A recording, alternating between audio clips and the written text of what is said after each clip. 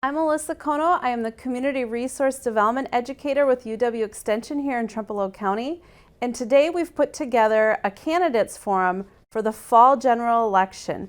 We have several candidates on the ballot, including for governor, for attorney general, secretary of state, state treasurer, and our U.S. senator.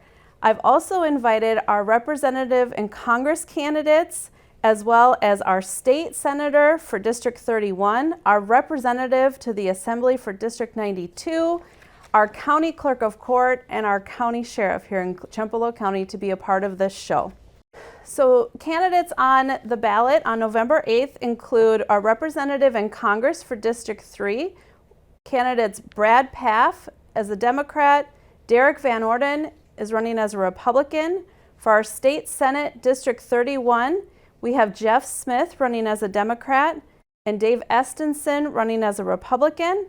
Our representative to the Assembly District 92, we have Maria Bamante running as a Democrat and Treg Prunjinski running as a Republican.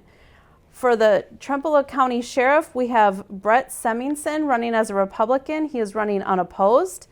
There is no one running for coroner. And for our clerk of circuit court, we have Carrie Tidquis running as a Republican, and she is running unopposed. Candidates for the representative in Congress for District 3, State Senate District 31, Wisconsin Assembly District 92, Trempealeau County Sheriff, and Trempealeau County Clerk of Court were contacted to be part of this show. Repeated requests to candidate Derek Van Orden's office went unanswered. Otherwise, all ballot candidates appear on this show for the Fall Candidates Forum.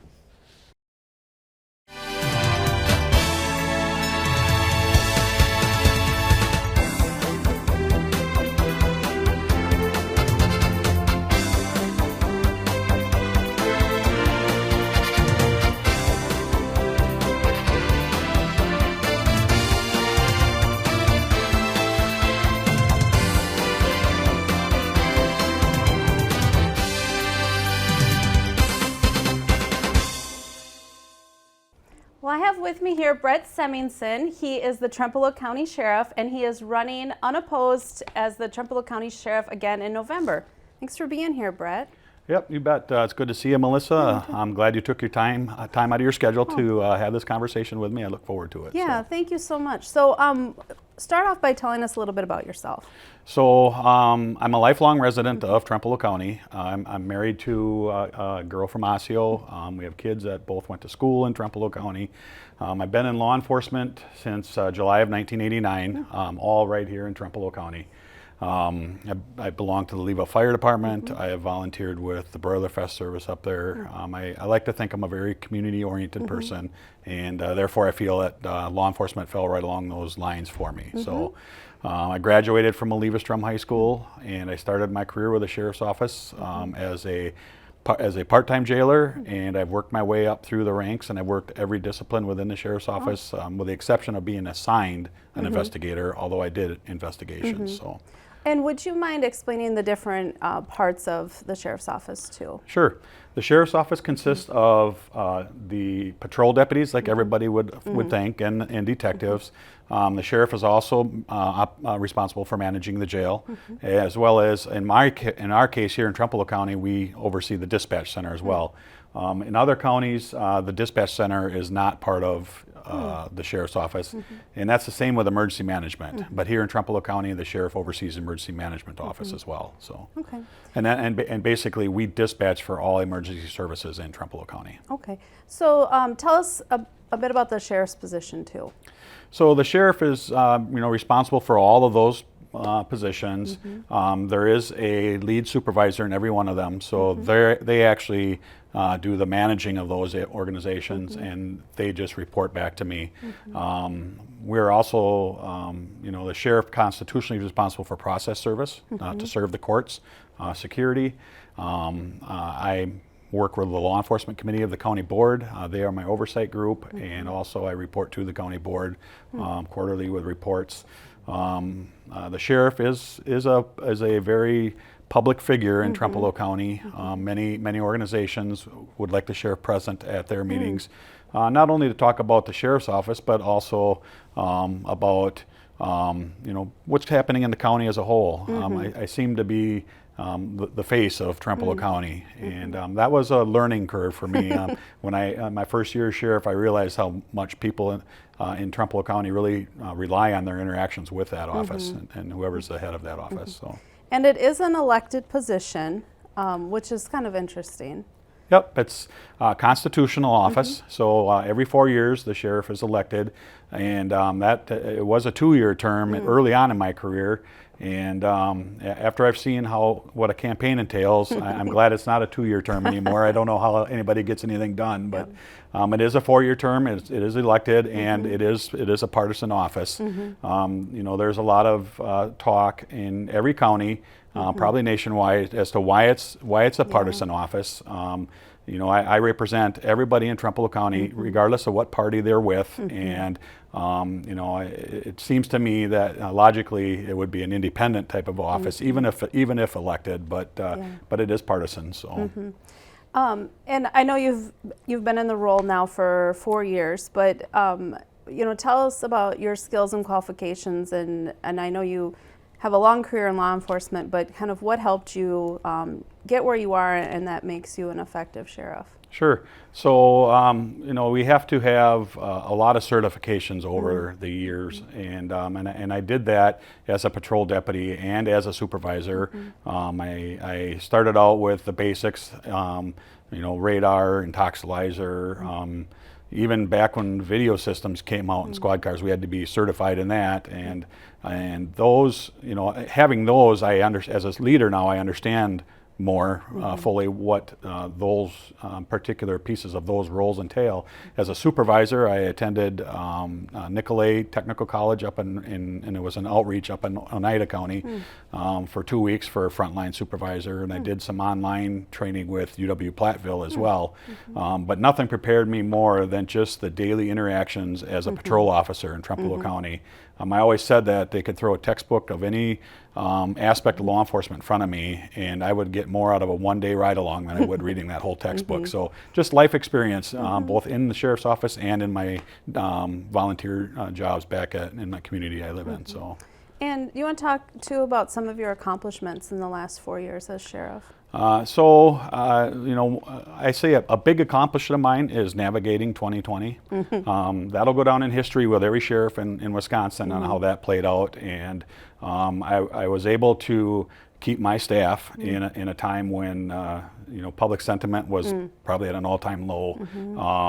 The protections that protect us when we do our job, there's attempts to erode those away.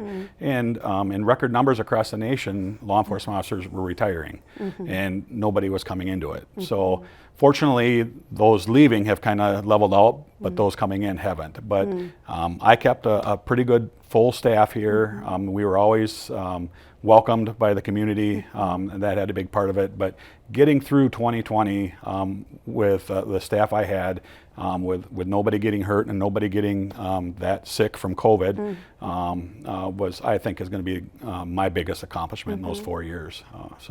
But I've gotten supervisory staff up to a level now, I believe, where there's continuity between nights and days, and it just seems like that has affected morale as well, where when people know they have somebody to go to if they have questions, I think that has helped. And I think I've been very fiscally responsible with a budget. I found a way to sell old squad cars versus trading, and I think that is really. I haven't had to increase the vehicle budget for that reason, and so I think I'm a fiscally responsible sheriff as well. All of those, I believe, are my accomplishments from the first 4 years anyway. Okay, and then looking ahead, what would you like to accomplish in the next term? I would like to focus more on retaining and recruitment of personnel. Again, this is a nationwide problem. My administrative team and I believe, are going to work to create a way to attract folks, not only just to get into law enforcement, but people right here in Trempealeau County to get into law enforcement. Because I have found that working as a law enforcement officer in the community I serve has gone a long ways, and you know, it builds trust with the community, and so that's my focus, is to attract and retain personnel and keep a good quality staff that I have right now.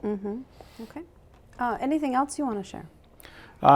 It's been a learning experience. I know that not everybody has agreed with me in my first 4 years. Many have, and I have received a lot of support from the community over the last 4 years, and as have all of law enforcement in the sheriff's office. And I'd just like to use this time to thank everybody who's watching here for keeping us in their thoughts and reaching out to us in time of need, and it has really helped keep my staff here, and there was never a day that I didn't want to come to work, and that remains today. So okay. And I know you're running unopposed, but you know, still when people vote for you, they're, you know, putting their faith and their trust in you. So why should the voters of Trempealeau County choose you? I think they should look at my record for the last 4 years. Talk to the folks in our community about what they've seen me do, and what they've liked what I've done and what they've not liked what I've done. And I think most people will see that I am a good candidate to be the leader of the law enforcement agency that serves the people of this county and everybody who travels through it. So my record speaks for itself, I believe. So. Okay. Well, thank you for being here today. Well, thank you for taking your time to talk to me. So Sheriff Semmington is running unopposed for the Trempealeau County Sheriff on the November 8th ballot.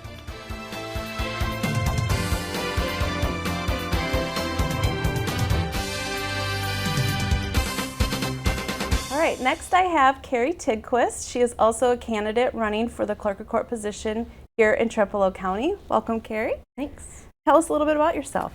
Well, I am from Arcadia. I graduated in 2011.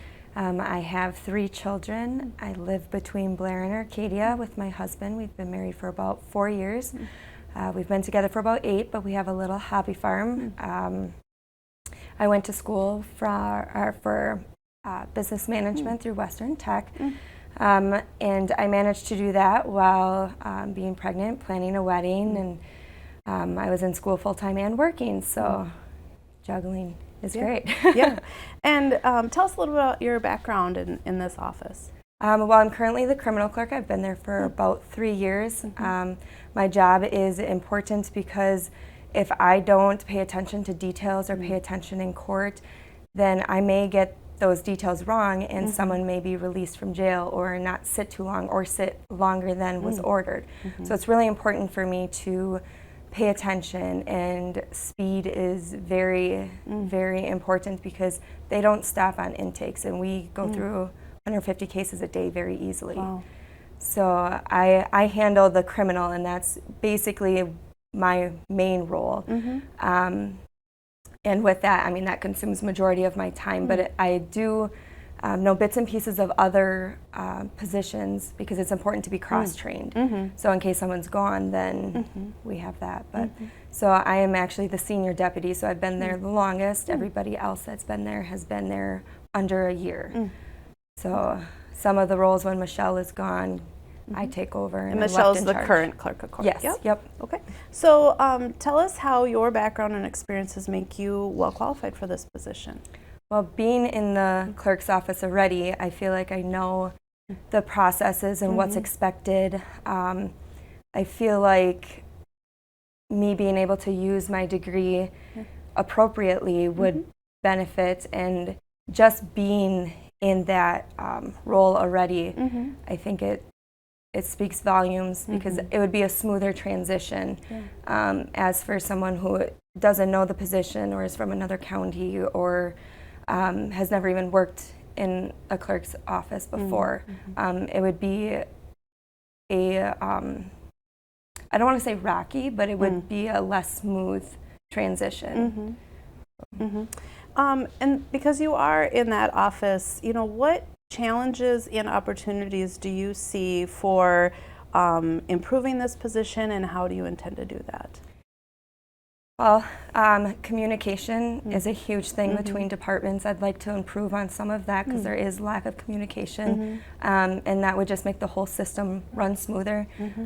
I did mention earlier about cross-training. With everybody else being under a year in our office, it's very important to cross-train. So that was my biggest thing that I really wanted to work on if I get in this position, is to make sure everybody's cross-trained. Because, for example, when I'm gone, there's not someone that is able to do my job to the obviously to the extent that I could, but there's nobody that really knows how to do it. So I find it very important to create a we call them Bibles. So mine's a criminal Bible, and I have it so many details in there that someone can walk in and just do my job, which is helpful for when I'm gone or if I'm sick unexpectedly. So I think that is going to be the biggest project for me, is to make sure everybody's cross-trained. And then figuring out the transition to the new building. How are we going to do that without shutting down the court system? Because our office has to be open to the public. We can't just shut down our office. There has to be somebody in there and available during work hours. So figuring out how we're going to transition everything over there and move everything, computers and older files. I know we're in the process of back scanning, so going back and taking chunks of years and just getting them into CCAP. I don't have a lot of time to do that, but the other clerks do, and so they've been working hard on that. Okay. And because you are in that office, do you want to talk a little bit about the functions of the Clerk of Court's office and people maybe who don't have experience interacting with that department? What kinds of things do you do there? So I know for me, I go into court, I take the notes that I'm not the stenographer or the court reporter, so I don't take word for word, but I take little snapshots of things. And I make sure that those are in what we call the minutes. Those get scanned into the system. Anything that if you go out to CCAP and you see notes out there, that's what we do. We put those notes in there. We make sure that appearances are tracked, warrants are canceled, they're issued, judgment of convictions, that they're correct. In family cases, they do a lot of starting the cases, making sure all the proper paperwork is in file, making sure that they follow up with those families in that 120-day period. Small claims and civil, it's a little different. I'm not super familiar with them because they are such a small caseload. There's not much. There's not a lot of it, and there's not a lot. I mean, there's detail in them, but not to the extent of the other cases. Family and criminal are the two largest caseloads. But so we do all the paperwork for that. We make sure everything's in on time. We follow up with deadlines, follow up with attorneys. We kind of just keep the process going and keep the court going. I know I manage my calendar, or I should say the judge's calendar. So it's important for me to pay attention to how many people we are scheduling on a day, because I don't want to overbook or underbook, and it's important for me to schedule the interpreters as well if one's needed. The family clerk does that as well, and she works closely with child support, so they work kind of as a team. So yeah, and our financial clerk, she kind of works behind the scenes. She'll step in when needed, but she does things where she sends overdue balances or past due balances to state debt collection and sends out those final notices. She suspends driver's license for that. Like, it's just a process, and I think that our office sometimes is overlooked. We don't necessarily get the acknowledgement, which I think is it kind of sucks in a bad way to say it, but we do a lot more than what the community gets to see, and I think it's very important that people do know what we do. Yeah. So. And then talk to about working with other departments. You said you'd like to maybe work on some better coordination. What other departments do you work with here? We work with the district attorney's office. That is our biggest, the office that we work with the most. Obviously with criminal being the highest caseload, but then we also work with the judge's office, which they're pretty amazing over there. our JA, or so our judicial assistant, she helps with scheduling things that are what we call off calendar, so not in the time blocks that I schedule things. Okay. So she helps me track that. If I have questions, she's more than willing to answer those. So the communication lies within like our processes, because our process may be different than the DA's, but it also may be different than child supports or the judge's office. So it's really important for everybody to know how each other's jobs work, so then you can work together more easily and smoothly. So it sounds like a lot of departmental cooperation that you have to do. So as you know, this is a partisan position. How important is it to you that it's a partisan position, and what values of your party would you instill in this position if you were to become the next clerk of court? In all honesty, I don't believe it should be a partisan position. I believe it should be nonpartisan, because our party that we run with does not affect how we do our job. We have to stand neutral. It doesn't matter what letter you have behind your name. You are a person and we are to serve you. You are part of the community. And so we have to put all of that aside. I mean, as far as values, I would say being respectful, and everybody is entitled to their own opinion. And you just have to respect that. And if they have another opinion that's different than yours, that's fine. And you just have to find a way to work with that opinion, and maybe you can combine both of them and it would be an even better solution. So that would be something, just making sure that everybody is open for the suggestions and open for other people's opinions, and making sure that, you're not just shut off and have like tunnel vision. It's very important to stay open and non-objective. And it does sound like you interact with the public a lot in that position, and do a lot of customer service too. Absolutely. Yeah. So why should the voters of Trempealeau County choose you as their next clerk of court? Well, that one has always been kind of a hard one for me, because there is no perfect answer for it. With me already being in there, I had mentioned it would be a smooth transition. I'm the senior deputy clerk. I have the most experience in that department. When my boss, Michelle, is gone, she relies on me to take those reins, and things are being passed to me to manage and to take care of. So I think that since those roles are already being instilled, and I'm having to step up and take care of that, I think it would be a really smooth transition. And I know where there's kinks in the system, and I think that I would have the best view of being able to fix those kinks and to continue to carry over the hard work that Michelle has already put in, and that she's improved. That I feel like I would be one of the best ones that would know how to carry that forward. Well, thank you so much for being here, Carrie. Thank you.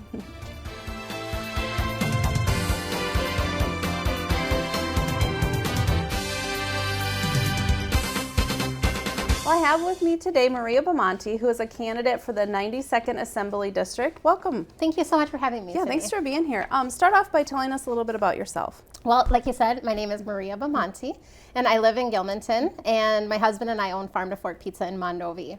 I'm also board president for Anthony Acres Charter School, which is a public charter school that's part of the Mondovi School District. Oh, interesting. Tell us about the position that you're running for. What will you do? So my understanding of the position is, well, the way that I see the position is that our role is to get out and meet as many people in our district as possible, to understand what they're looking for in their legislators, to understand their needs, and then bring that back to the Senate to make policy, and then also we look at the overall state budget to approve that. Okay. And what geography does that include? So it is a little bit of Eau Claire and Pepin counties, and then a part of Jackson County, also all of Buffalo and all of Trempealeau counties. Yeah, so pretty wide geography. And what are you hearing from people in that area when you talk to them? What are their concerns? Yeah, so I've been spending a lot of time knocking on doors and getting out and meeting people. What I think I'm hearing most is healthcare, making sure that we have access to affordable, good quality healthcare. K through 12 education funding is also really big. And of course, what's really my driving force is making sure that we're protecting our land and our waterways. So tell us about your background and experience and what makes you qualified for this position. Sure. So I actually spent 22 years in dentistry. Oh. And then when I moved to Gilmanton, I moved from the suburbs of Minneapolis. But when I moved here, I realized that I wanted to do something more with my time and my energy. And so then I switched over to working at our food co-op in Eau Claire. And there I had the chance to learn so many things that I hadn't learned in my career prior to that. Learning how to work with a board of directors, learning how to work in a democratic work environment, which was so powerful, incredible. I got to work with farmers, so they shared with me their successes and their struggles. That was really eye-opening. Probably my favorite part was working with so many people that were so passionate about creating a local food movement. I also spent some time at Feed My People Food Bank. I honestly am a little embarrassed and very humbled that I wasn't aware of all of our community that is impacted so much by food insecurity and how it can affect children's ability to learn and their long-term mental health. So and then I'm also a business owner. So for the last 4 years, my husband and I ran a hospitality business through the pandemic. So I think going through all of that, we have overcome just about any hurdle that has thrown our way. So I can take all of those experiences. So given those experiences, what do you hope to bring to the position? What are some of the things you'd like to accomplish? Well, I'm hearing from people that they want someone that is going to show up and work really hard for them on their behalf. So I know that I'm really good at listener. I'm really good at taking, I think I learned that from working with the board of directors and understanding what our crew at the store would need, and then making sure I was the liaison between the board and making sure we all could work together. I'm really good at listening and then finding solutions that work for everyone. So I'd really like to do that. Small businesses are the heart, I believe, of our rural communities. I think there are a lot of things that can be done by our legislation. For instance, childcare is a really big deal in our community. I know Mondovi specifically, all of the childcare facilities are pretty full. So a lot of the people that have left the workforce aren't able to return. I think we could help in that way. Okay. What else would you like to accomplish? Oh, so many things. You know, one of the biggest things I'm seeing from an outsider, because I haven't done the job yet, so I have a hard time saying what would be available, but I'd really like to make sure that we're all communicating, that once we're elected, that we are erasing the party lines and making sure that we're just listening to the people that live in our district and making sure we're doing what's best for them. That's probably what I have number one on my goal. And why should the voters of Trempealeau County choose you? Oh, geez. It's really hard talking about yourself. This is a new thing that I'm learning about politics. Why should they choose me? I think that I feel like I represent our community well. I'm a small business owner, we're farmers, and I'm a woman. The Wisconsin legislature in general is underrepresented of women, so it's time to have a seat at the table, for sure. But Maria Bamante is facing incumbent Craig Prajinski on the November 8th election. Thanks for being here. Thank you so much.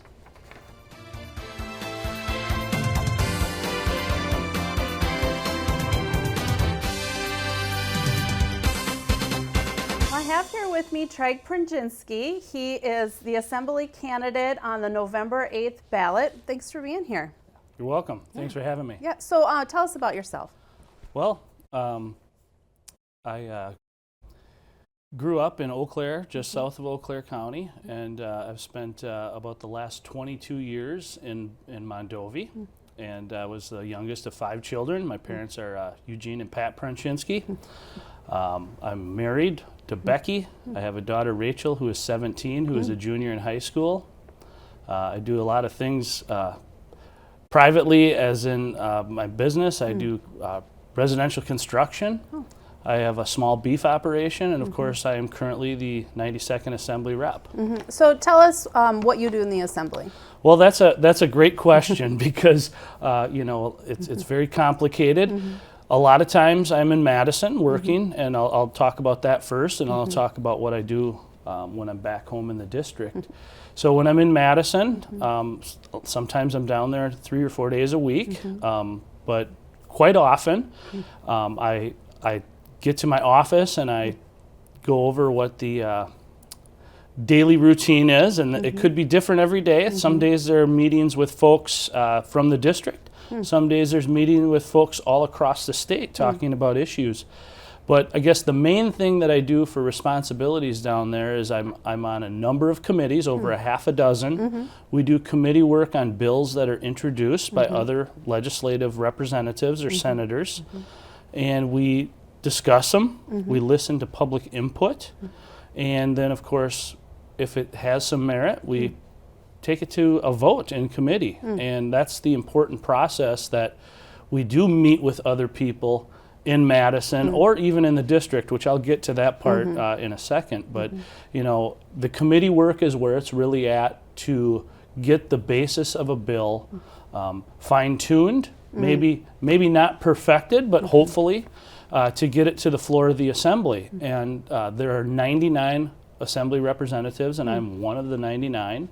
And it's a process. Government is slow, and that was one of the things when I got elected. Like I had a hard time dealing with, like, because I'm a go-getter. If anybody knows me personally, we want to get things done, and it's slow. But if it goes through committee, it will be put to the floor of the entire assembly, and 50% of the vote or greater passes. And that's not the end of it, because it needs to go to the Senate. Or if the Senate voted on it first, they also need to pass it with over 50% and go to the governor to be signed.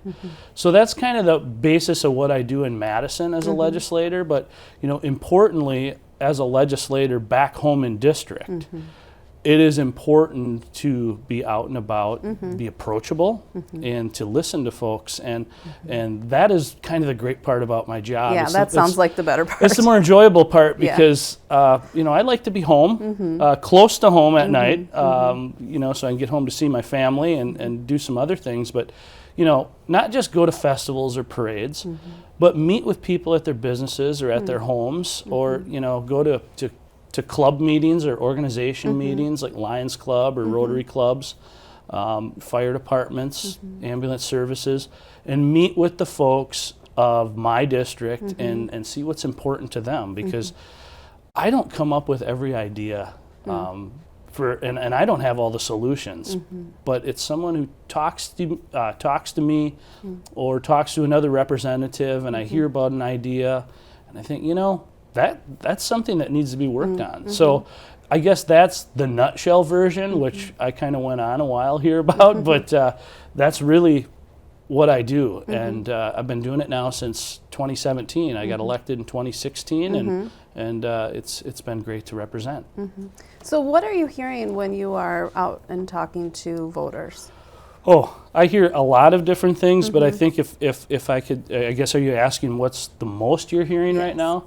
I'm hearing about inflation. I'm hearing about the supply chain, and I'm just hearing about the hard times that folks are having economically, and that's the most important thing that I see right now. And then can you share what the geography of your district is? Oh, that's a great question. So currently, it is almost the entire county of Buffalo, almost the entire county of Trempealeau, and about 2/3 of Jackson County. But there was something that happened in redistricting, which happens every 10 years. So the seat that I'm running for right now is quite actually a bit larger, because there wasn't as much population growth in the 92nd. So it's the entire county of Buffalo, the entire county of Trempealeau, 2/3 of Jackson County, 2/3 of Pepin County, and a couple of townships in Eau Claire County. But I'm excited that they're the rural districts. Not that I dislike the urban areas of Eau Claire, but it kind of fits into the 92nd Assembly District, being rural, because I consider myself a country boy, because that's where I spend my time. And you mentioned you were on half a dozen committees. Can you tell me what those are? Yes, I can. So I currently chair Sporting Heritage. I'm very proud to be and humbled to be the chair of Sporting Heritage, which is hunting, fishing, and trapping, because there again, if everybody out there who knows me knows that those are things that I'm very passionate about. I'm also on the Agriculture Committee, which I think is, if you can describe the district, in one word, it's agriculture, and that's important for me to be at the table when we're making big decisions on agriculture. I'm on Children's and Families Committee, which is, I think, is an extremely important committee when we're talking about our families and children within those families, because that's the structure, that's the thread that holds our communities together, is our families, and that's exciting. And I've been on that committee since day one. And some of the issues we talk about in there are adoption, and that's something that is very near and dear to me, because I think it's an important part of our society. Other committees that I'm on is aging and long-term care. I'm also on housing and real estate, which kind of rolls into my profession that I've done for 20 plus years. I know a lot about housing, and I know a lot about how building these housing developments in certain areas are important. And keep in mind, when I go to Madison, I do have to also think about Madison and Milwaukee in the larger urban areas, because we need a well-rounded state to really thrive. A lot of people have heard me say rural needs the urban, and urban does need the rural. And we know that for sure, living in this area that we do, because we provide the food, but we also have to have the housing for the folks that live in the small communities and work in the small communities to get our goods for the agriculture industry. And you mentioned you've been in office since 2016, and you serve on those committees. What are some of the things that you've accomplished while in office? Oh, well, that's a great question. 2 terms ago, I was part of the Consumer Protection Committee, and there was a bill that came through the committee, which at first when I heard about it, I said, are you kidding me? Are we really going to talk about this? And I dug into it, and what it was with kids selling lemonade. It was illegal to do in the state, which was kind of an oversight. And I think that everybody out there that sees a kid with a lemonade stand, that's okay. And so we put it through the committee and had the debate, and so kids can do that legally without being punished by some authorities for not claiming income tax on that. So that was one of the things, which is it's kind of it's novel thing, but to me that makes sense. Another thing that I worked on last session, which to me is really a good one, is previously for driver's education, you had to be 15 and a half years old to get your permit. Well, I had thought about this with my daughter turning 16, and she got her permit, and I thought, it would have been nice if she could have got her permit before that, not making it mandatory, but I thought she was ready to try and dabble into driving earlier than that. Well, I looked around at other states, and they've had it lowered to 15.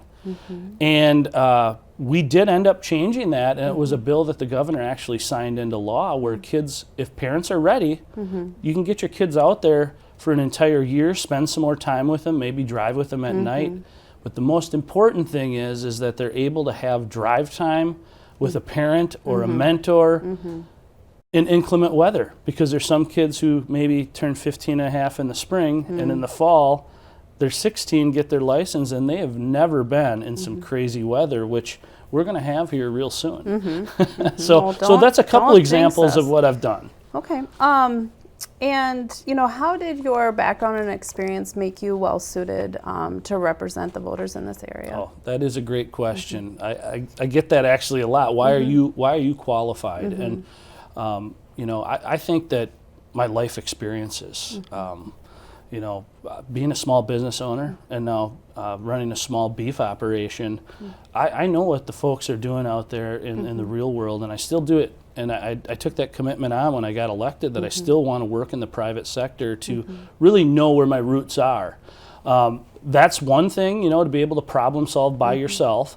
But also, in years past, I was the president of Youth Baseball Board, which I joke and say, and maybe I'm not joking, it's the most biggest political experience or accomplishment that I've had, because you know, you're dealing with dozens of parents and coaches and of course the children, and trying to get it all collaborated. But you know, I can problem solve and work with others, and I think that's why I've been successful in Madison on getting bills done and bringing things back to the district, is, you know, to just be well-rounded.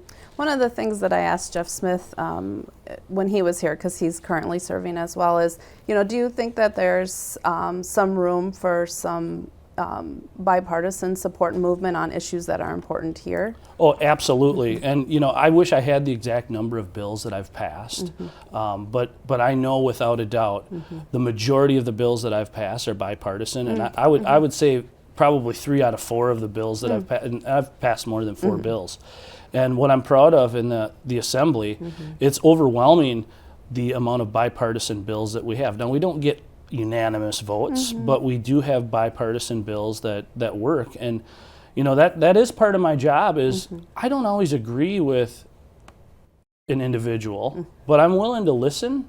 And you know, sometimes in life, you hear things and you soak it in, and you do have a change of heart, and you think, you know, I think maybe we can work on this, and really that is the difficult thing with what's going on, not just in local government, but in federal government. The pull of, you know, the fringe ends arguing and fighting. Well, that's not, you don't get anything done when you do that. Right. And I'm open-minded. So what would you like to accomplish if you were reelected for another term? Oh, well, I would like to continue to listen to the folks of the district, look at some bills that maybe we passed last session who the governor maybe vetoed, if we can make it better, or try it again if we think that that's the best avenue. But I'd also like to look at things, you know, work on more mental health issues, particularly within our emergency services. I think that is a huge issue. I'd like to look at taxes in general. Property taxes are something that are real every year, and if you are a property owner, those don't go away. And we talk about people on fixed incomes.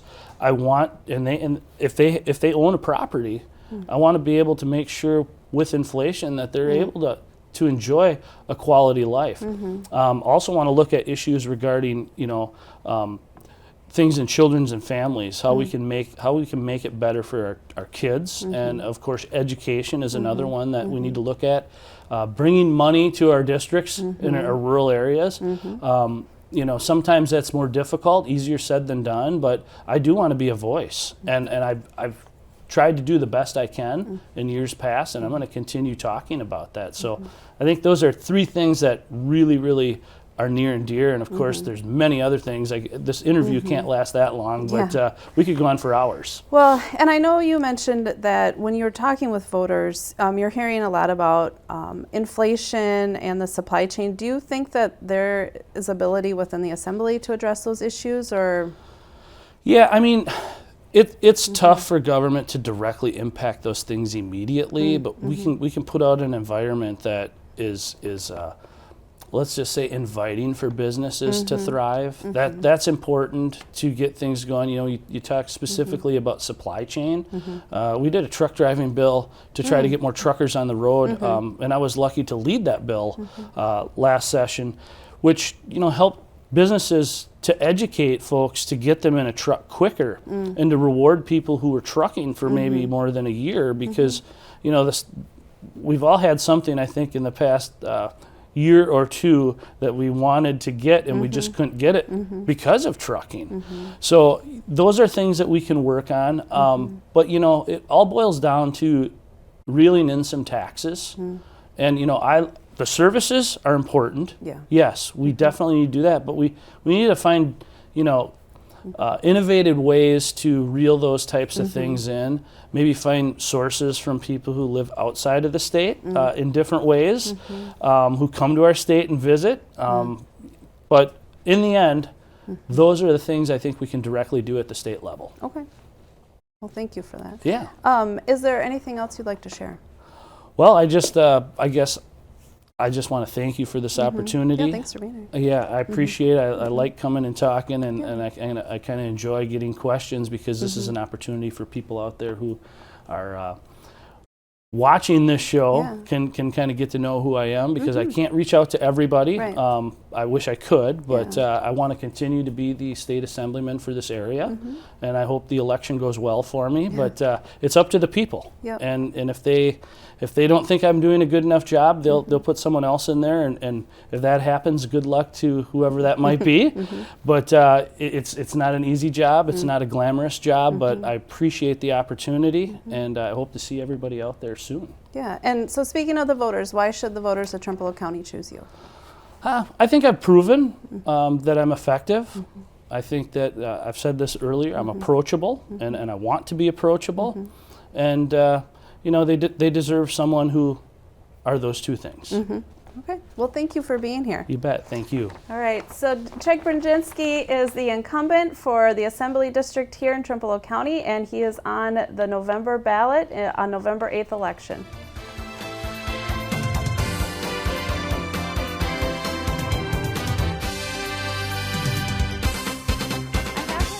Dave Estenson, who is a candidate for the Senate District 31. Welcome, Dave. Thank you. Thanks for being here. Yes, absolutely. So start out by telling us a little bit about yourself. Well, I was a police officer for 12 years, small business owner the last 10 years. I have a trucking company that I started from scratch and now have 5 over-the-road semi-trucks. I'm from Whitehall, so small town, local Trempealeau County resident, actually 5th generation Whitehall resident. And for the last year and a half, I've been on the Whitehall School Board, doing good things, really building the community with the school and bringing some common sense back into the classroom. Okay. So tell us about the position that you're running for. I'm running for State Senate in District 31. The Senate districts in Wisconsin are made up of 3 assembly districts. So we have the 91st Senate District, which is the city of Eau Claire, the 92nd Senate District, which is the area that we're in here in Trempealeau, Buffalo, and Jackson County, and some of Pepin County, and then the 93rd Senate District, which is made up of Eau Claire County and Pierce, some of Pepin, and Dunn. So it is a pretty big area. The easiest way to think about it is my district will go from Black River Falls to Eau Claire, and then all the way over to River Falls, Prescott, and back down the Mississippi River, back down to Trempealeau. That's a big area. It's a very big area. And it's kind of random, too. So as you're out talking to voters, I mean, what are you hearing about concerns of that area? We are hearing many things about, inflation is hitting everyone. And that is really number one issue. Inflation, supply chain issues, and labor shortages. All of that is really what I'm hearing about in this 31st Senate District. Also, rising crime. It's starting to hit our rural areas even. We're seeing spikes all over the state.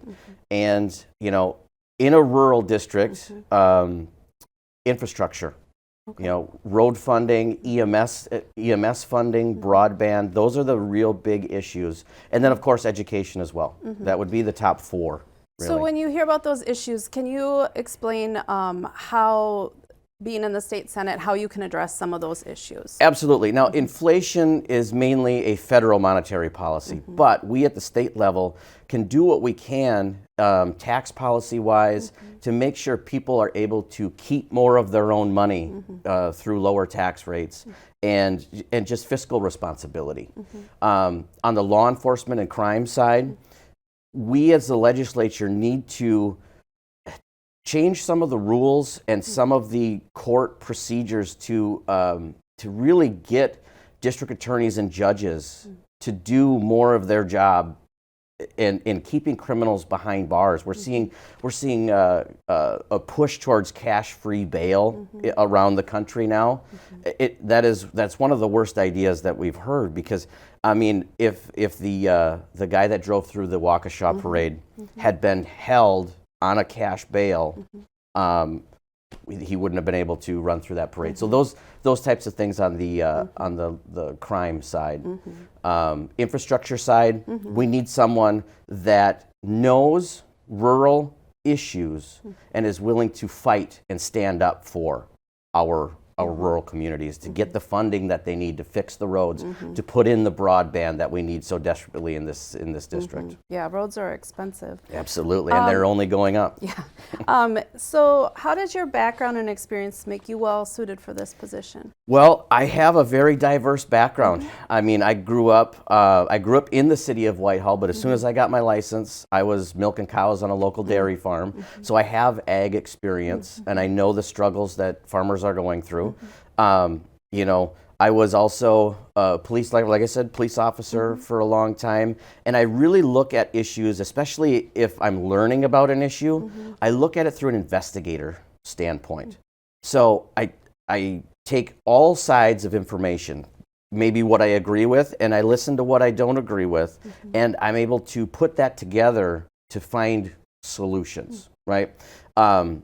So I've as a police officer, I've had to sit across the table from people that may have done an absolute horrible thing, but I have to be able to talk to them. And that's what I think is lacking so much in today's political sphere, is the lack of communication. Everybody just retreats to their own sides, and that is how things don't get done. So that's what I bring to the table. Also, my business experience. You know, when I tell people that I feel their pain at the pump, I feel their pain. That is the absolute truth.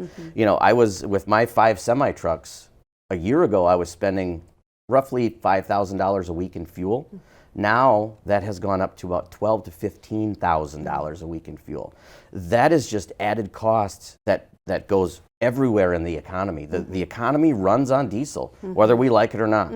And those types of things are what I bring to the table. Those knowledge and experiences that you know, will make me a good legislator. Anything else you want to add on that? You know, I guess the biggest thing I want to add is that I just want to reiterate that I can absolutely talk to anybody. It doesn't matter what letter is behind someone's name. If what they have is a good solution, that's what we need to work for. Work towards. I'm a solutions-based guy. We can diagnose the problem until we're blue in the face. That doesn't solve the problem. So solving the problems in a common sense way. You know, that's the other thing that we're lacking in our political sphere nowadays is it seems like common sense. So we need someone that has a good foundation of common sense to get done what we need to get done. So what do you hope to bring to the position, and what would you like to accomplish? Well, I guess the things that we've already touched on would be you know, my experience and you know, my willingness to work with people is what I bring to the table, and my common sense. You know, in farming, sometimes you might not know exactly what the best solution would be, but you have to figure it out. So that's what we have to do is figure out what the best way to solve our problems are. So that's what I bring to the table, and I'm hoping to get real progress done in the legislature and get some of these roadblocks and this fighting behind us. Do you have a couple initiatives you'd like to pursue? You know, I guess education, funding. As a school board member, I understand the struggles that school boards are facing as far as funding. For example, our special ed funding is woefully lacking. We have some things that are going to cost us about $100,000 next year, and we as a school have to come up with that. It's not going to be added funding through special education. So that'll end up taking away services and needs from other children. So we really need to really get towards 100% special education funding in the schools. So that's one initiative that I'd like to really focus on, because you know, we saw what happened with COVID, and it really did disrupt a lot of budgets. So that's one of the things that I'd like to see happen. Anything else you want to add? You know, just to kind of reiterate that I'm excited to work with the legislature and all of the legislators down there to really bring some real solutions and stand up for not, I mean, especially rural, but all of the constituents of the 31st Senate District. Okay. And why should the voters of Trempealeau County choose you? Well, really, I am a local guy. I am born and raised here. I understand the issues that we are facing in rural America. I have the experience to fix a lot of those problems and to work with people to get those things done.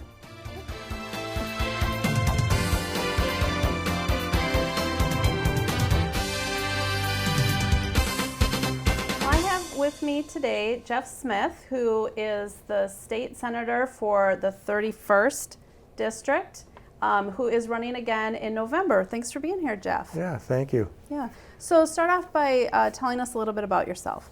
Sure. I've lived in this part of the state all my life. Grew up in Eau Claire. I live between Eau Claire and Mondovi now, and lived there most of my adult life. When we built a house, my wife and I, and raised our 2 daughters there. And I love this part of the state. So I grew up in my father's business. When I came out of high school, he asked me to stay with him and work with him. And at that time, and even all the while he worked, it was a 2-man operation. And when he chose to retire, I was 32, and I bought it from him by then, and was able to grow that business. So I had 20 employees seasonally, and gave me a lot more opportunity to give back to the community. I got very involved with my county, my school district, and actually was on the town board, was town chair. But the more I got involved, the more I needed to be more involved, and it's like a snowball growing, you know. And I realized I had some purpose to become more of a difference maker if I could actually be a policy maker. And so I ran for the state assembly and won that seat in 2006 and lost that in 2010. And by then, though, I was so sure that our future is at stake in this state. My daughter's futures are at stake, that I sold my business after I lost that seat to go full-time into being an activist, an advocate. Was basically all over the state. We're helping other people in issues revolving around our environment, our elections, and public education. And so now this seat opened up in 2018 for the state senate, and I decided to give it another go, and here I am. So tell us about the position. You've obviously been in it for a few years. What do you do in that position? So I know there's some discussion on whether Wisconsin should be a full-time legislature or not. I understand that, especially considering the last couple of years when we can talk about that, but don't feel like we've done our job. But the truth is, we are full-time, whether we're on the floor in session or in committee or even back at the district, because I feel like we should always be responsive to your constituents. Once you're elected, you're here to serve, 170,000 people in this 31st Senate District, and we should always be available and responsive. And I try to be as much as possible, go to things that I can go to, but respond to people. And that's what our office really is about, a constituent service office. Whenever you have an issue, you should be contacting your representatives in Madison and have them help you find the information you need and guide you into whatever solution you need. And then tell us the area that your district encompasses. Yeah, so this district covers it includes most of the city of Eau Claire, across, moving along west through Pierce, through a little bit of Dunn County, Pepin County, Pierce County, down through Buffalo County, Trempealeau County, and into Jackson County. So there's most of 7 counties in the 31st Senate District. And as you're going around and talking to constituents, what are some of the concerns that you're hearing in that area? Well, it's changes, right? So right now, of course, it's changed a lot in the past few months. People are really concerned about women's rights to choose. which was not such a concern before because we thought that was a settled matter, I think. But even before that, though, people would bring up to me, especially in rural Wisconsin, is access to health care. We've had more and more hospitals close, clinics close, and it's harder and harder for people to get just ordinary health care. We just have critical access hospitals in rural Wisconsin.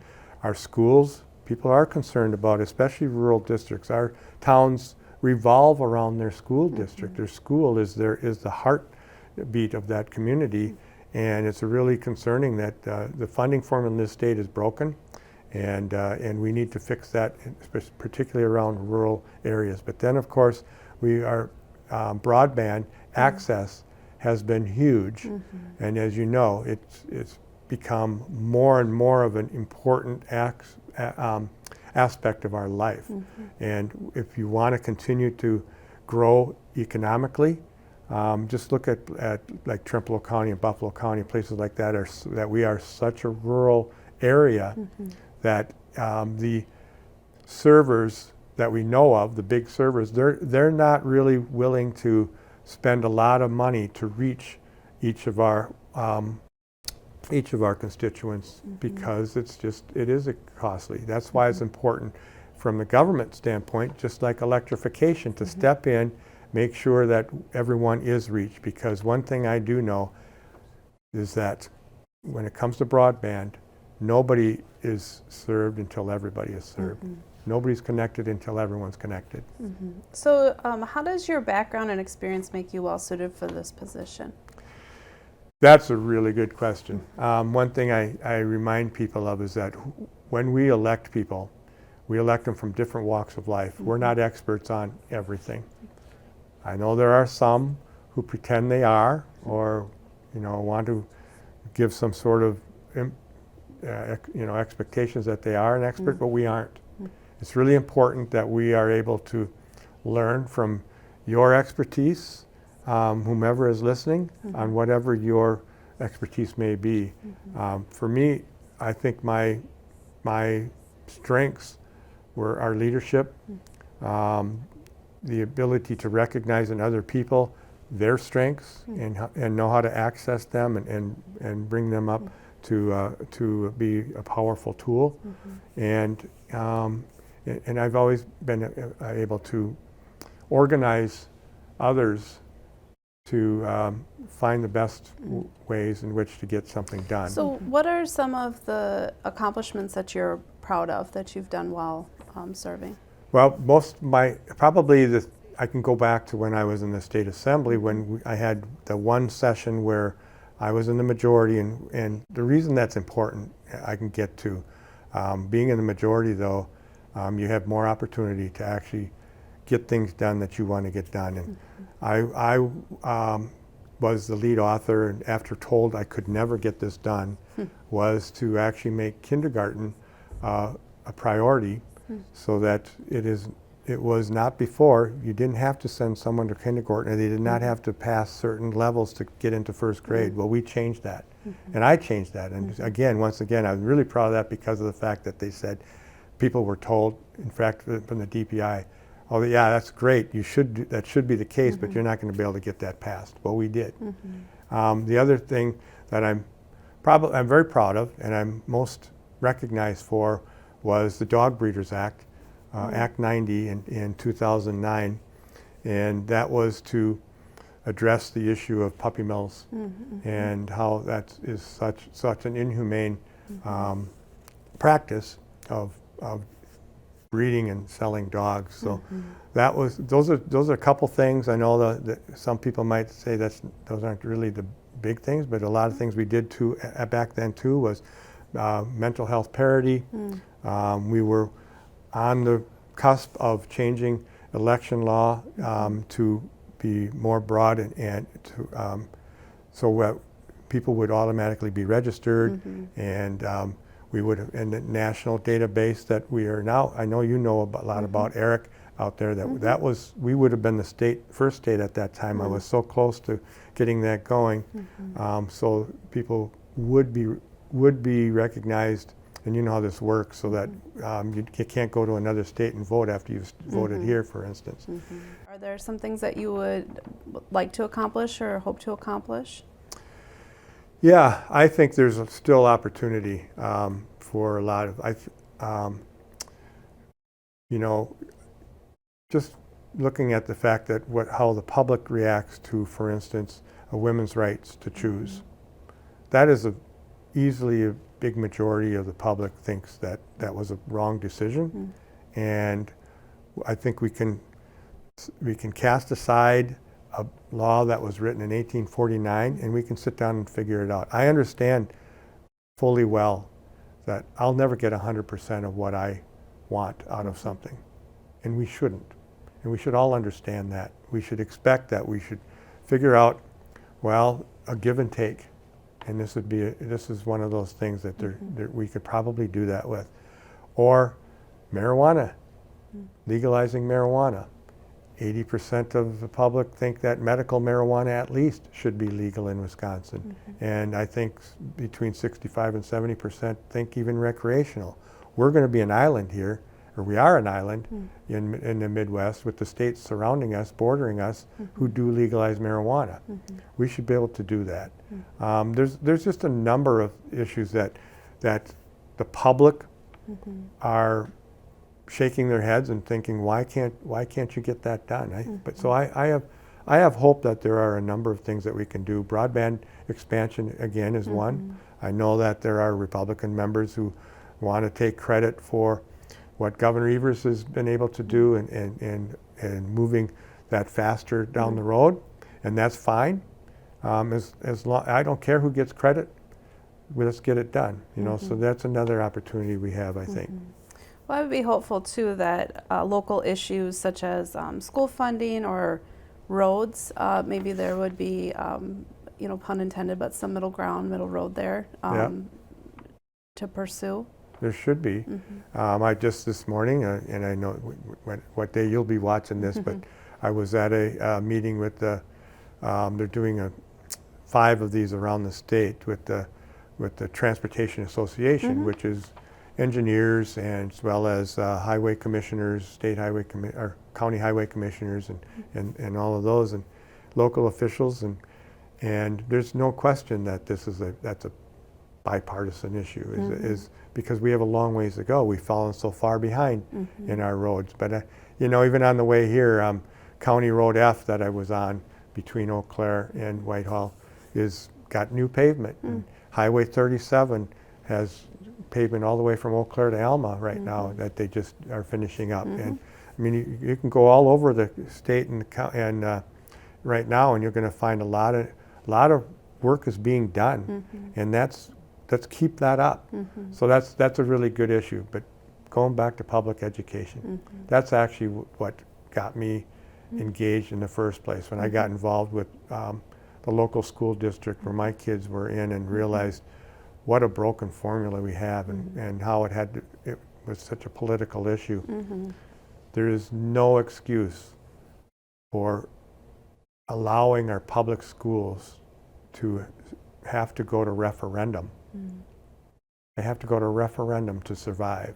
And every time one district passes a referendum and another district doesn't, we are creating more and more inequity in our schools.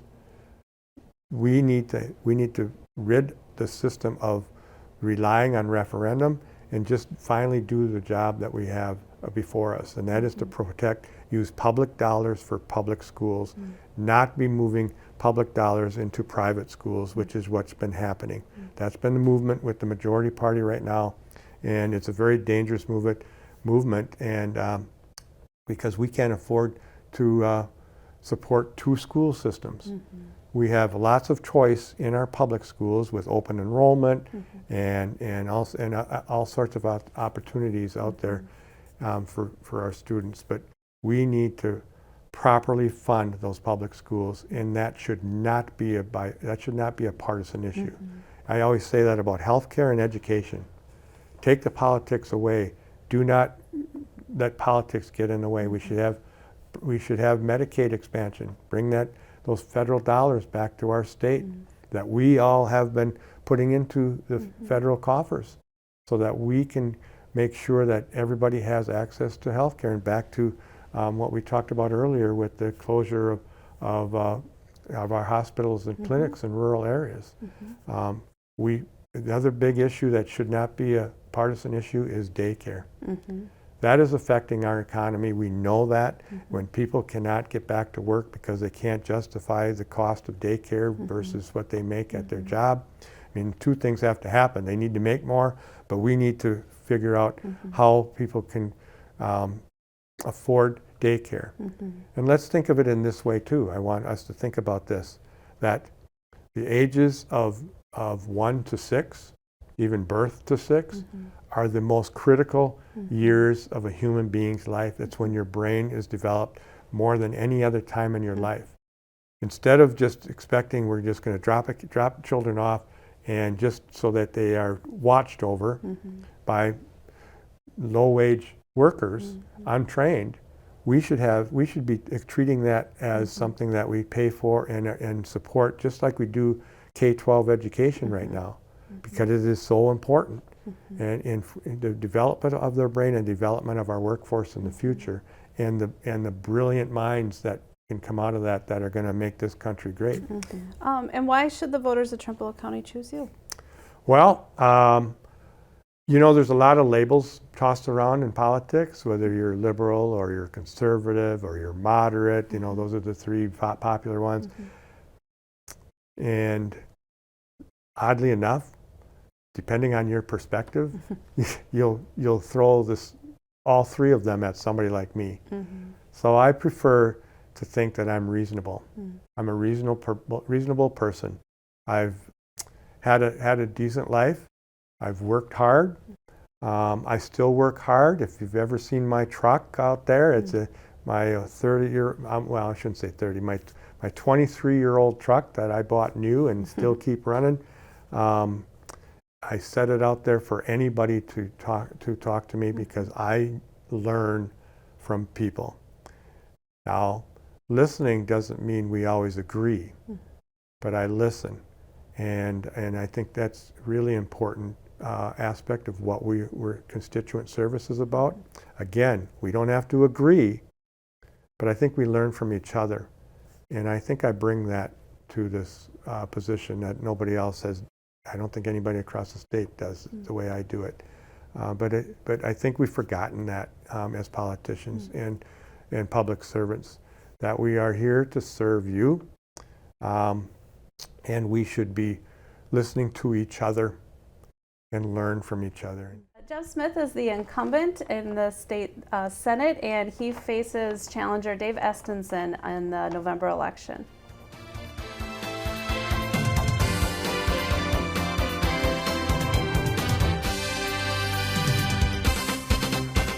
Well, thank you for being here. Today I have with me Brad Path, who is a candidate for Congress in the, what district are you in? The 3rd Congressional District of Western and Central Wisconsin. So tell us what area that encompasses. Well, that is the beautiful rolling hills, coulees, and valleys of Western Wisconsin. This includes all of Trempealeau County. But this is a seat that Congressman Ron Kind has held for the last 26 years in the U.S. House of Representatives. This is the Driftless region. The district starts on the Illinois-Iowa border, and it follows the beautiful Mississippi River north all the way to River Falls, just west of River Falls in Pierce County. And then it goes 200 miles east to Stevens Point. So the largest populated community is the community of Eau Claire, with approximately 69,000 people. Otherwise, there are countless small communities and family farmers. And it's an absolutely beautiful district. It is the 3rd Congressional District, and it's my home. And I am proud to be a candidate for Congress in this district. So tell us a little bit about yourself. Well, I was raised right here in Western Wisconsin. I was raised on a family dairy farm, an area just north of La Crosse, in La Crosse County. I graduated from Melrose Mindoro High School. My family has been farming in northern La Crosse County since they first came to this country in the mid-1800s. I met my wife, Betty, at a 4-H leadership luncheon. We are the proud parents of 2 children. Our son, Andrew, is a senior at the University of Wisconsin-Madison. and our daughter Lizzie is a junior at the University of Wisconsin-Madison. I've had the opportunity to do agriculture and rural economic policy for U.S. Senator Herb Kohl, as well as for Congressman Ron Kind. I spent 8 years at the U.S. Department of Agriculture overseeing the Farm Service Agency in Wisconsin, as well as served as a national deputy administrator. And I served as our state secretary of agriculture for a period of time. Now I'm a state senator representing La Crosse, Vernon, Crawford, and Southern Monroe counties in the state Senate. And so I know this area very, very well. I know the people, I know the communities. I understand the importance of this seat. And as a farm boy, I know how important it is to get up every morning and get the chores done. And that's what we need in Congress, is someone who will always remember the people here in Western Wisconsin and will work for our interest. So you have a varied and large geography. What are you hearing from voters when you are going out and meeting people? What are their concerns? Well, number one is they want to make sure that they have a member of Congress who understands the people here in Western Wisconsin, and especially rural people. It's very important that this area of the country is not overlooked and left behind. And it's very important that we have a member of Congress that understands the people of this area, the communities of this area, and is ready to hit the ground running on day one in order to go to work to make sure that we lower cost. Let's face it, prices have gone up, and the best thing that we can do to lower these prices is we need to reinvest in our supply chain, and we need to start making things right here again in America, right here in Wisconsin and Western Wisconsin. And we know how to do that. We just need to have the leadership in Washington, D.C. to make sure that we've got an economic and trade policy that works for us. We also need to make sure that we continue to invest in production agriculture. Agriculture is one of the state's leading sectors in our economy, and our family farmers are second to none in this area. We need to make sure that we have a farm policy, an agriculture policy that works for our family farmers. And, I know that firsthand, having been from the farm, having led our state as the state secretary of agriculture, and now serving in the state Senate. I understand how important rural issues are, how important our family farmers are. And I know that we need to hit the ground running when it comes to rebuilding our manufacturing sector so we can lower the overall cost of what we're paying right now at the grocery store and at the every time we go and fill our car up with gas. And what else do you hope to accomplish? Well, I think probably the most important thing that we can do is to make sure that we have a rural voice in the U.S. House of Representatives, someone that understands the day-to-day struggles and the day-to-day pleasures of living in rural America, someone that knows how important it is that we do have broadband that's everywhere, someone who understands that you have to drive in order to get to work, and you have to drive in order to get groceries. So we got to have a good transportation policy. We got to have an affordable energy policy. We need to make sure that we remember the fact that we've got to work for the people. The members of Congress have to be responsive and work for the people in their district, and not just go to Washington, D.C. to play games and to listen to outside sources from people that don't live in this area. We have to focus right here on the needs of the people in this district. So I'm focused on issues like making sure we grow our economy, make sure our family farmers have opportunities to succeed, find new markets for our agriculture products, rebuild our infrastructure system, protect our water, and make sure that we recognize the great natural landscape that we have in this community, continue to keep healthcare affordable and accessible. All of that is so very, very important. But in order for this to be done, Melissa, we have to have someone representing us in Congress that's actually from here and understands the people in this area. I'm running against someone who's not from here, doesn't understand the people of this area.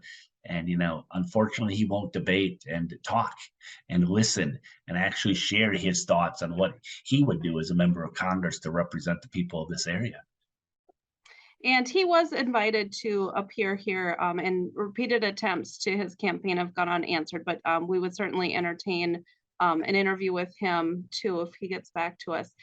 Would you also share a little more about your background and experience and how it makes you well suited for this position? Well, again, I I am involved in public policy because of the family farm. I was raised on a family farm in northern La Crosse County. And when I was in high school in the early 1980s, this nation was going through a farm crisis. And in our area in particular, we began to see real pressures upon our family dairy farmers with a lot of consolidation, a lot of closing of family-owned farms. And people were leaving the farm. And there were a lot of people, a lot of kids my generation were told, leave the farm and don't ever come back. Well, that had an impact upon me because I love rural America and I love rural Wisconsin. And the thing is I believe people here in rural Wisconsin are some of the hardest working, most dedicated, patriotic, God-fearing people there are. And we also know the difference between right and wrong. And that's why January 6th, in my opinion, is so awful. But the thing is that I've dedicated my life to make sure that we will always have a voice for rural Wisconsin. And I have worked in senior leadership positions at the U.S. Department of Agriculture, as well as our State Department of Agriculture, and now as a Wisconsin state senator. And I've always been a leading voice when it comes to agriculture and rural people. And I will be that same person in the United States House of Representatives. If the people of Trempealeau County and if the people of Western Wisconsin give me the honor of representing them in the U.S. House of Representatives, I guarantee you I will make you proud. I will work hard. I will always put your interests first. I will go to Washington, D.C., not to play partisan games, but to make sure that we get our fair share. You know what? I know that a lot of times in politics, there's a lot of disagreements. And, we can disagree with one another, but we don't have to be so disagreeable. But the thing that we also need to do is we need to respect one another. And we need to be able to find common ground where we can find common ground. And I surely do not believe that agriculture and healthcare and investing in our roads and bridges and making sure that our children have a high quality education needs to be partisan. Absolutely not. We need to put the people first. And I have always done that. I always will do that. I'll just tell you a quick story. In March of 2019, Trempealeau County and parts of Buffalo County were hit with a very serious weather emergency. We had snow and then we had freezing ice. And we had too many barn roofs collapsed.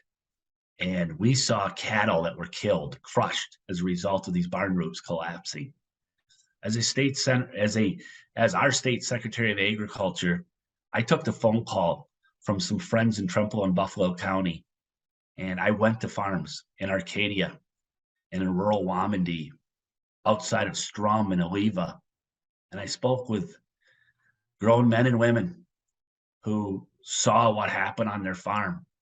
They had dead cattle, dead Holstein cattle that were stacked up like cordwood. And they didn't know what was going to happen next. They weren't looking to place the blame politically. They just wanted a political leader that would listen to them. They wanted someone that they could talk to. They wanted someone to just share their concerns. And they wanted someone who understood what happened there. I served as the state secretary of agriculture for that period of time. I was there for our farmers then. I'll be there for our farmers now. I will be out on the farm. I will meet with our farmers. I will listen, and I will do everything I can to make sure that we have a federal government that's responsive, that is responsive to the needs and the concerns of the people of this district. And I think that goes beyond partisan politics. That's not a Republican or Democratic issue. That's something that an elected official needs to do. It's their job. And so I am proud. I am proud to be a candidate for Congress in this district, and I will work extremely hard to make sure the people of Trempealeau County can feel confident that they have a member of Congress that's in Washington, D.C., not playing partisan games, but is going out there and working for their interest, and will always wear with pride on my sleeve my Western Wisconsin values of hard work, dedication, and resilience. Because those are the Western Wisconsin values that all of us were raised with.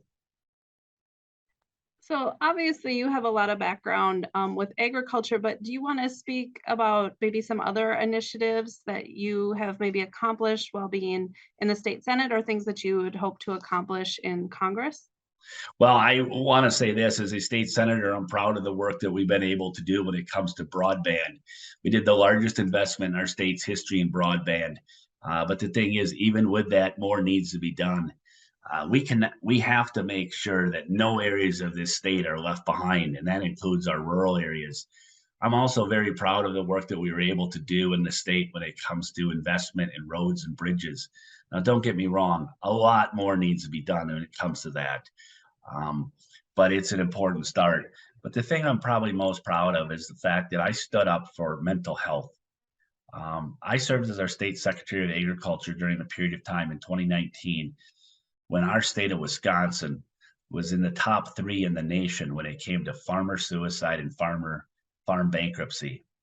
And at the State Department of Agriculture, we had a farmer assisted hotline that would provide counseling assistance. And unfortunately, the partisan members of the state legislature at that time would not fund the program. And I spoke up and I encouraged our state legislators, Republicans and Democrats alike, fund this program. Stop playing games with our farmers' health, especially with our mental health. Well, guess what? They wouldn't fund the program. And instead of funding the program, they voted me down as Secretary of Agriculture. They did not confirm me to serve as State Secretary of Agriculture because I had the audacity to speak up for our family farmers and our rural residents on something as simple as mental health. Well, I am proud to say that today I am a member of that same state Senate that rejected me. And I am also proud to say that the funding is there for our rural residents and for our farmers when it comes to mental health counseling. Let's stop playing partisan politics. Let's remember why the voters have elected us and the job that we have to do. So mental health is extremely, extremely important, especially at this given time as we come off this global health pandemic. There's so much stress that's out there. We need to make sure that this is something that we as a government need to step forward and make sure that we provide and stop playing games. You know, I'm also someone that has been very, very vocal and very active when it comes to making sure that we expand Badger Care in this state. For those that aren't familiar with Badger Care, that is Medicaid program. And it's very important that for our small businesses, our family farmers, our independent business owners, that with healthcare is so very, very expensive, they get the opportunity to come into this Badger Care program. But unfortunately, again, due to partisan politics in our state capital, there's over 91,000 fellow Wisconsinites that don't have access to the health care that they should have if we expanded Badger Care. But again, we haven't done it as a state, and it's really disappointing. As a state senator, I've been a leader on making sure that we can expand this.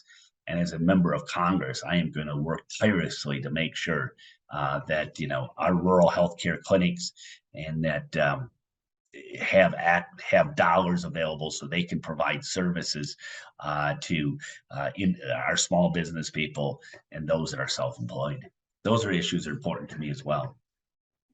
Well, thanks for sharing that. And finally, why should the voters of Trempealeau County choose you? I know Trempealeau County extremely well. I know the people of Trempealeau County. I understand the pride that the people in Trempealeau County have, the pride they have in their community, the pride they have in their school. There's nothing more exciting than a Friday night football game. You got Whitehall versus Independence. I mean, Arcadia taking on Gaelic through Trempealeau. I mean, these are prideful things. The community comes together, but that's who we are here in Western Wisconsin. And we have pride in our family. We have pride in our community. We have pride in our school. I will take that pride. I will take those values out to Washington, D.C. I strongly, strongly believe that Washington, D.C. needs more Western Wisconsin values. And what are those values? Hard work, dedication, resilience. But you know what also it is? It's a sense of community. During a time of need, we come together here in Western Wisconsin. When someone is sick, we come together and wish them to get well. We throw celebrations when people are getting married. We are all together during a big wedding anniversary. And there's nothing more exciting than a community celebration. May it be broiler days in Oliva, may it be catfish days in Trempealeau. It is a community celebration in which we come together. That is what we need in Washington, D.C., is people in a community coming together, maybe not always agreeing on every given issue, but not being so disagreeable about it, recognizing that there's multiple sides to every different topic that we're discussing, and having an individual that understands the people and the communities of Trempealeau County, of the area. I'm a farm boy. I'm a farm boy from northern La Crosse County that went to Melrose Maduro High School. And I'll tell you, the Melrose Maduro Mustangs were part of the Dairyland Conference, which is a extremely, extremely important part of Trempealeau County, from all those different communities there, Oliva and Strum and Blair, the Taylor side, I guess, in Jackson County, but, Whitehall, Independence. It's just a lot of fun. So I love Trempealeau County, and I sure hope that the voters in Trempealeau County will give me the opportunity to represent them in the U.S. House of Representatives. They will have somebody that they will feel very comfortable with, someone that knows them, and they will know me, because we're all cut from the same cloth. We're from the Dairyland Conference. Well, thank you so much for being here. Brad Paff is the Democratic candidate for the representative in Congress for District 3. Thanks for being here. Well, thank you, Melissa. It was a pleasure. I appreciate it.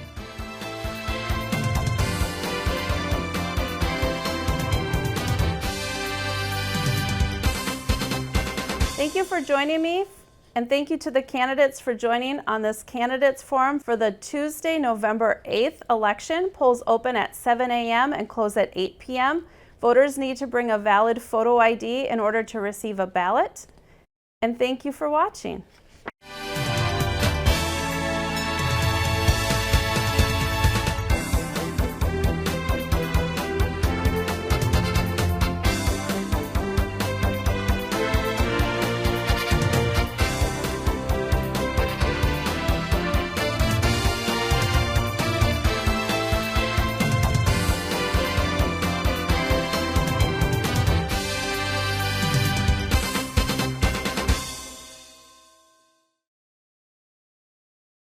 Voters can check their voter info, find their polling place, register to vote, and request an absentee ballot, all by going to the myvote.wi.gov site. There, voters can update their name and address or register to vote.